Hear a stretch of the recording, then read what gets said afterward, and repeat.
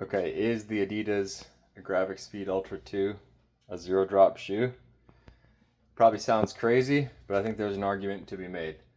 So I don't think the numbers tell the full story when it comes to heel to toe drop or heel to toe offset. Now I think the first thing we need to consider when we're looking at this is what our foot strike pattern is like, whether you're more of a heel, midfoot, or forefoot striker, and then how that's going to affect how the shoe interacts with the ground and how your foot perceives what's underneath it.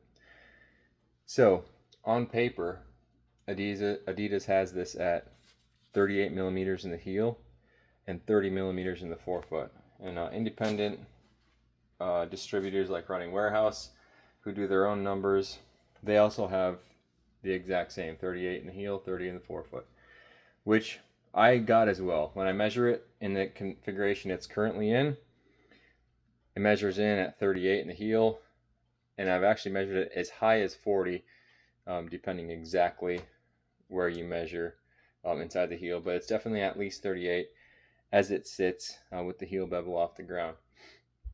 The problem is for a heel striker, which I know the shoe is not designed for, but for a heel striker, the shoe is going to contact the ground something more like this.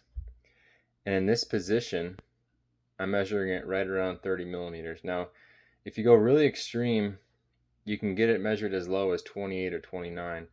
But the most common measurement I'm getting here in the rear, in this heel strike type of position, is right at 30 millimeters, which is the same that the shoe has in the forefoot, which in theory, you can make the argument for heel strikers that this is a zero drop shoe.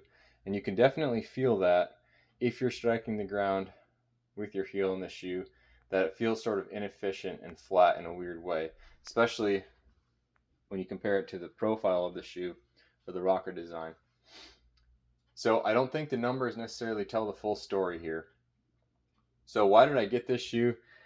Since I'm a heel striker and I knew that this was going to be an issue, I specifically got this shoe to train this, something I'm kind of working on and try to develop a little bit more of a forefoot strike, and then also just as a training tool.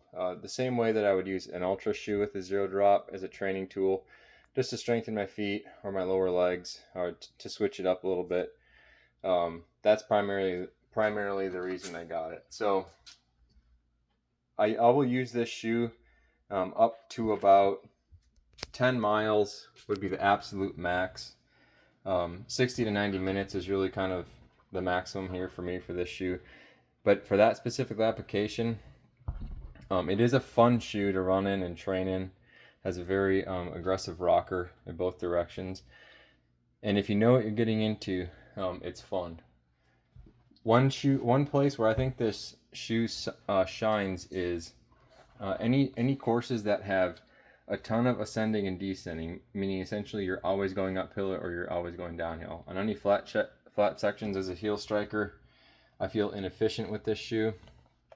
But anytime I'm going constantly up or constantly downhill, this shoe actually kind of feels like it works for me as a heel striker. And the Light Strike Pro feels great. Outsole's great. In terms of fit, this is definitely not a wide fitting shoe. It's another reason why I can't really take it past 60 to 90 minutes. This forefoot here, especially compared to the shoes that we looked at recently, like the M1, it is slightly more narrow.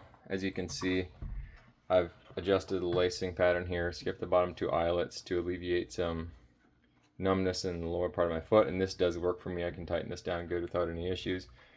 But this toe box still is pretty small. The one difference is, though, this material is a lot more pliable, a lot softer, so I don't really have too many issues when my toe hits this toe bumper or toe box, as opposed to shoes that would have more of a rigid toe bumper or rigid material there would develop blistering. But in any case, I'm not taking the shoe past about 90 minutes or maybe up to 10 miles at the absolute maximum.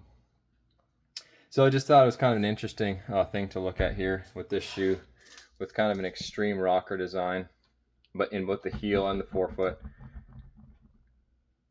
Your experience may vary, whether you're a heel striker or forefoot striker, but it is an interesting shoe to run in and train in.